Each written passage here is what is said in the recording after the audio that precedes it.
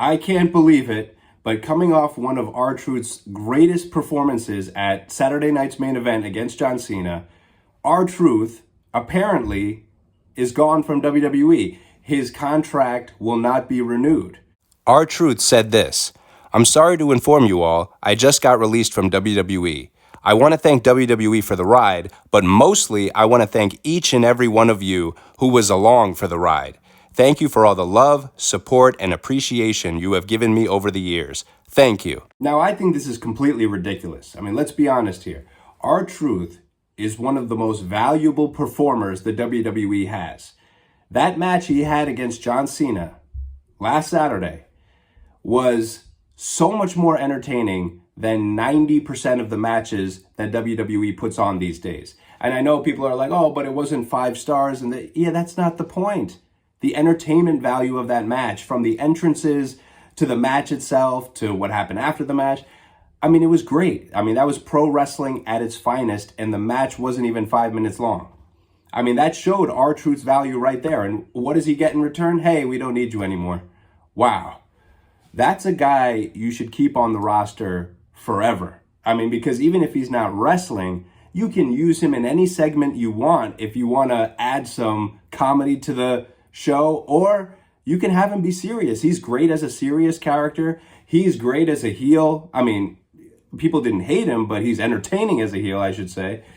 And how much entertainment value do the other superstars in WWE have? I mean, I'm not talking about like, there's like a certain percentage of top stars that are, they're doing great. But most of the people in WWE, it's like, you're kind of like whatever about them.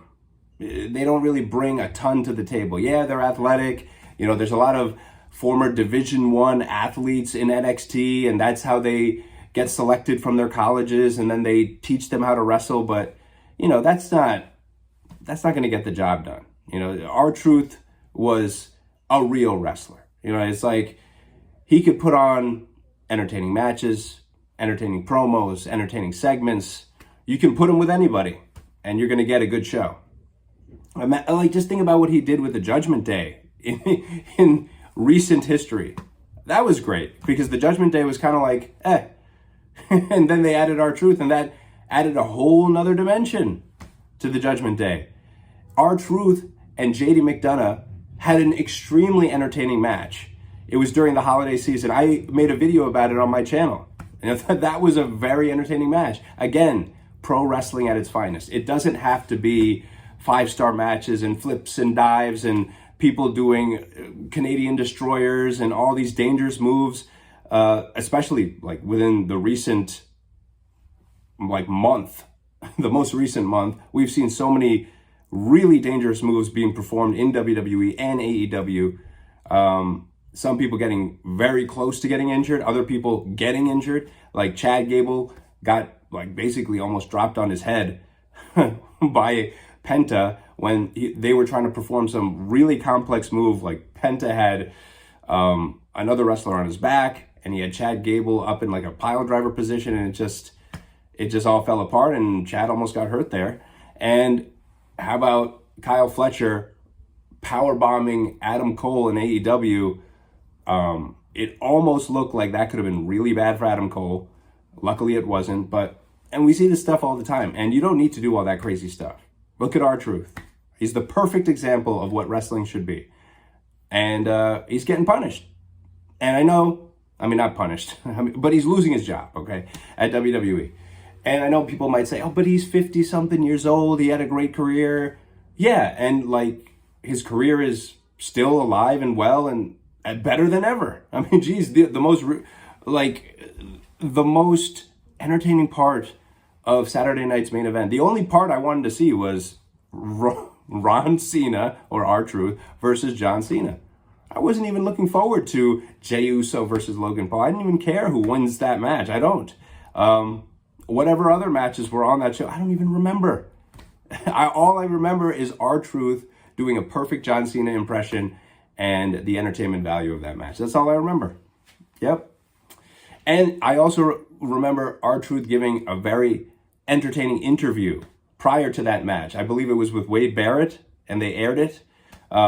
It was like a sit-down interview about how he feels about John Cena, and that was entertaining.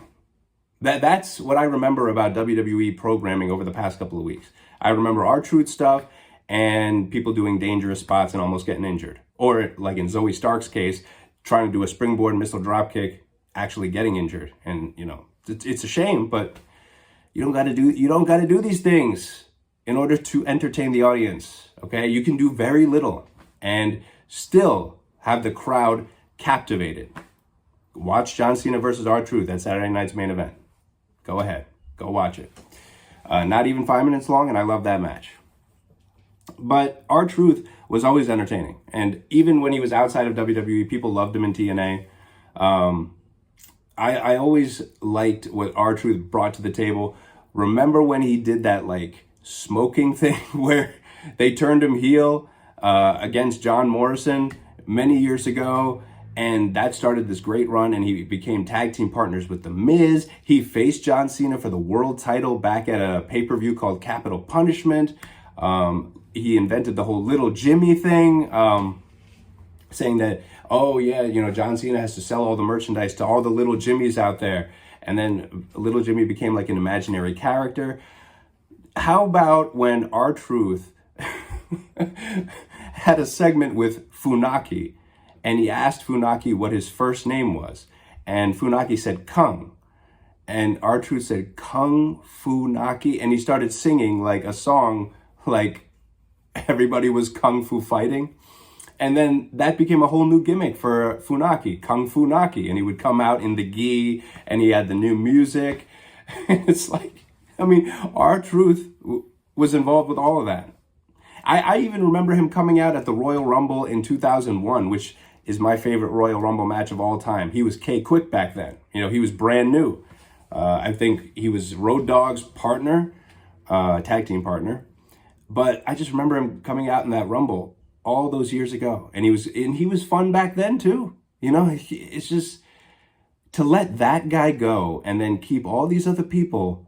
Not to say that they should lose their jobs, because I don't want anybody losing their jobs, but the direction that WWE is heading in, I don't know. It just doesn't feel right. They were on fire back when they were doing the Bloodline stuff, and Sami Zayn was still in the Bloodline, and then he turned on Roman Reigns, and then Sami Zayn had that World Championship match in Montreal. Like, that was when WWE was producing unbelievable programming. Right around that time, I remember, I think it was around the Royal Rumble, CM Punk and Cody Rhodes had this great segment face-to-face.